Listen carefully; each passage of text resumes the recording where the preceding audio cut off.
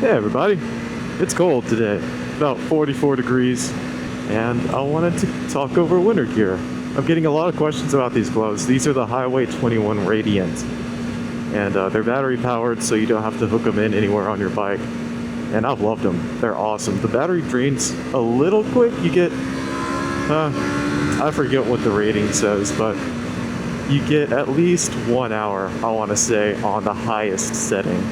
Highly recommend. They've got the armor and knuckles and everything. The heat goes all the way through the fingers, and it's on the back side. If I'm holding on to the grip and my finger's on this inside edge, sometimes I need to push my hand out a little bit to get the backs of my fingers against the heating elements. So they've been good. Aside from that, that's the only piece of electric heating gear I've got so far, and I feel pretty comfortable above 40 degrees.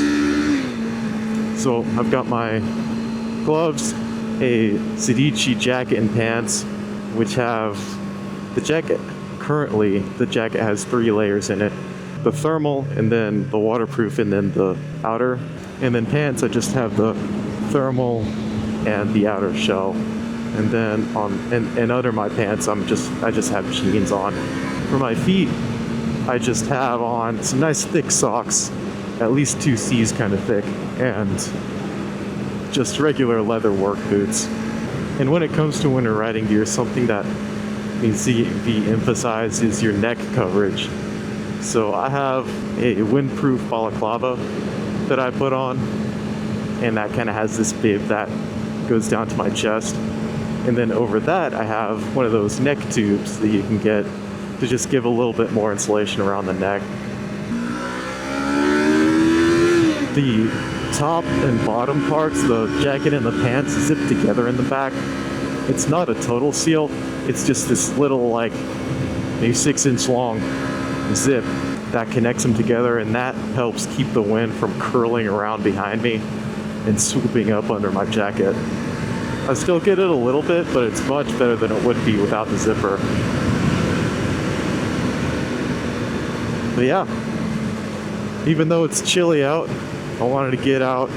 It's a beautiful day. The sun is finally out. It's been so nasty this last few days with rain and clouds. I just wanted to get out. It's so important to get sunshine during the winter. Horse crossing. I don't understand what people do with horses. I guess some people use them for work, but do people just have them? I guess, like, are they like big dogs? You just kind of keep them around and you ride them. I mean, I don't ride my dog. He's not big enough for that. But what do you do with horses? Is it purely just about the hobby of riding and riding? Are they, I guess they're nice to look at. Like, you have a piece of land and a few horses hanging out, sip your coffee, stand on your porch in the morning, observe your horses. Yeah, I never quite understood it. I've ridden them a few times, and that's fun. And I know there are still wranglers out there who use them, like, in really rough country. It seems like horses are still king when it comes to transporting supplies and goods to, like, hunting trips and moving cattle around and actually navigating really tough landscapes. So that's pretty cool. When I learned about that, I was kind of surprised. I felt like the days of the cowboy were past, but they're still out there. They're still around. So I thought that was really cool. I thought about going to a wrangler school for a minute. They've got them here and there, and learning about that life. That'd be pretty cool. Get hired onto a farm as a cowboy, go around fixing fences and herding cattle, taking care of horses. That'd be pretty cool. In a way, I feel like motorcycles are kind of an extension of that. Not, at least in the riding position, which I guess doesn't translate all that much. There's the riding position, and there's just the openness, because you're in the same, it's the same kind of vibe as riding a horse. I want to say that the sitting position, the seating positions and the foot positions on motorcycles reflect the like American and European like styles of horseback riding, and I thought that was really cool. People call them steel horses. I imagine it's kind of that same thrill when you get on a horse. Open spaces, wind, speed, maneuverability. I mean, even on a road motorcycle, you can just kind of peel off and go places. Technically, I mean, you'd be picking grass out of your radiator. I don't know, man. 3 tons. Careful, careful, careful. Ah, yes, we made it. Whew, breaking a sweat there. I love this section. Look at that stream.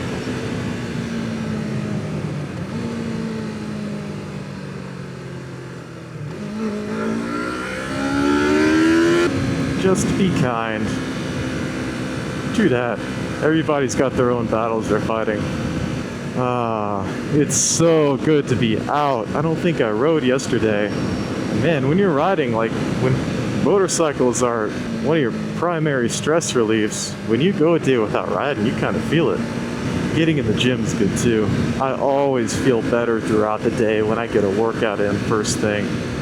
And we're almost at 100 subscribers. That's so bonkers. Like when I started out, I actually started the channel and it wasn't even, I think I did like some motivational self-development things and I posted a few drawings and changed the name a few times, but it's been really interesting doing YouTube and watching myself, hearing myself talk. Editing has been really fun, learning about that. So thanks you guys for watching. It's been really cool to share these experiences with you and find that the things I do and the things I say resonate with people. That's been so cool. Wow, look at that. Is that smoke? Yeah, that's some kind of smoke. Hope that's not somebody's house. What a pretty day. The leaves are gone and there's much more gray and brown than there was, but winter's got its own beauty. Even if it's not snow, those things are fun to drive. See people go up on the front wheel and do stoppies with them. I worked in landscaping for a little bit and I drove one here and there to offload things like pallets of sod that we would put in people's yards. Fun to drive. It felt like I was getting into a big Gundam or something, because you get in and you pull the seat bar down and then you boop boop boop, like input the password and start it up. Pretty cool. Gravel path.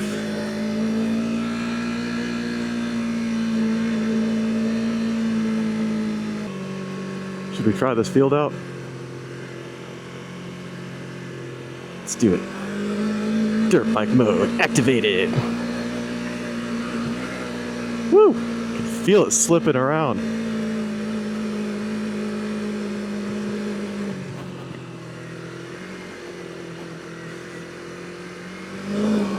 Woo! That was fun. You could definitely feel it slipping around a bunch. I wonder where this goes. Let's see, it says park boundary, all park something, and state laws apply. Park boundary as in, oh, okay, so it's like a path that cuts through.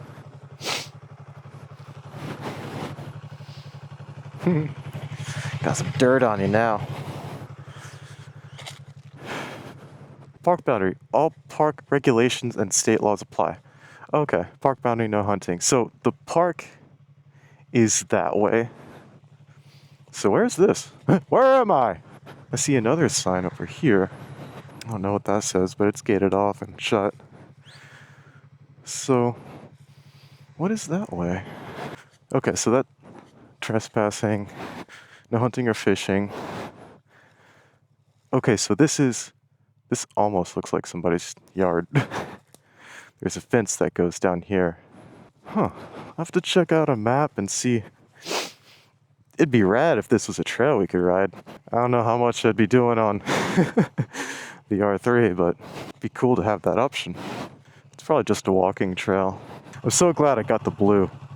I almost got a black motorcycle, but the riding season was going on, and I just want to get riding. So I picked up this blue one. Man, I really, really like that color.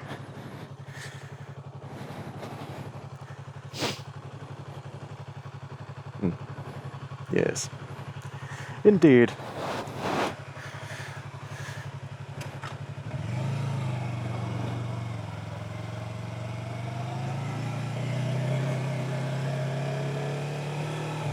There's another trail.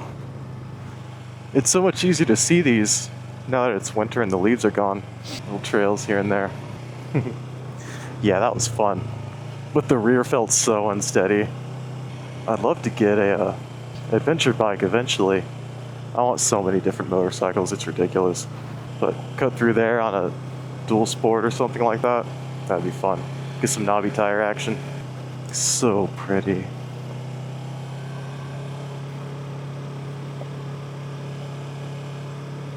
That just connects. It's kind of awkward. It just connects to a walking path back there. I took my bike down there once and I was like, oh, I'd rather not take my motorcycle on a walking path. We gotta be careful on this pavement. Picked up a little bit of mud through that field. Make sure it's off before we get, because we get so rowdy. It's like it's starting to come off now.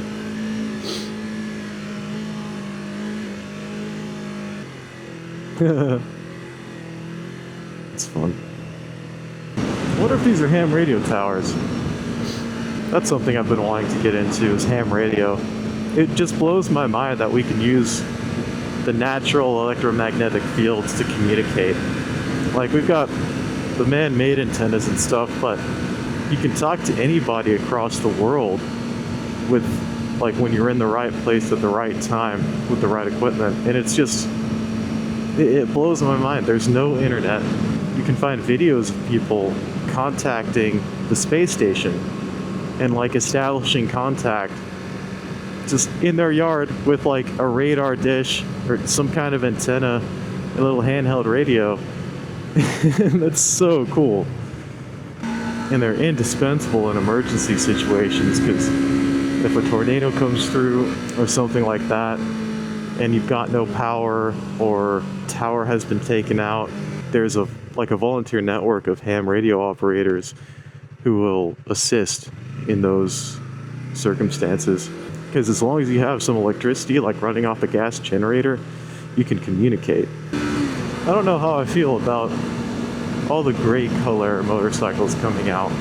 Suzuki, like the Gixxers, are coming out in a gray for 2025, and so are the CBRs. Thinking about getting a CBR 600. We'll see. I don't know. As beautiful as this bike is, it's kind of hard to go for gray, but we'll see. There's always wraps and stuff. This is where a tornado came through earlier this year and just wreaked havoc. Spent a lot of time with chainsaws trying to cut a path for people. And then we got this big, I don't even know what it was called, and it was some kind of machinery with an arm and a claw. And it would take big trees like that and just yoink them up, toss them out of the way. It was really cool to see. I'm gonna turn the heat up a little bit. So now I'm on 3. My fingers are okay, but they're starting to feel a little bit cold. I keep seeing the topic of counter steering coming up. Like, some people think it's a myth. The way I understand it is to go one direction, you have to upset the balance of the bike to make it lean. So if I want to lean left, or let's do it in this right-hand curve coming up. So right now I'm riding straight, and yeah, I can like lean my body to like kind of get that effect, but to really want to turn, I'm pushing on this handlebar right now. And I can show the same here. Like I'm pushing. And so I'm steering that way, but the bike is going this way. And I think at lower speeds, it might be different. I don't know, but it's just weird that I see that topic come up, and it seems to be pretty controversial or misunderstood. Or maybe it's just people trolling. I love accelerating up hills. Makes me feel so powerful. I think it comes from riding a bike as a kid, or I mean, just riding a bike in general. You see a hill and you start sweating, you're like, oh man, it's gonna be hard. But just being able to twist the throttle when you've got an engine under you and just go feels so good. Like, haha, you have not bested me, hill. I have technology. So yeah, like, if I want to go left, actually I can't see over that hill. Let's not steer into the oncoming lane. So like going left, here I need to pull. And now to go right, I'll push. And that's what counter steering is. It's like you have to steer the opposite direction of where you want to go. So,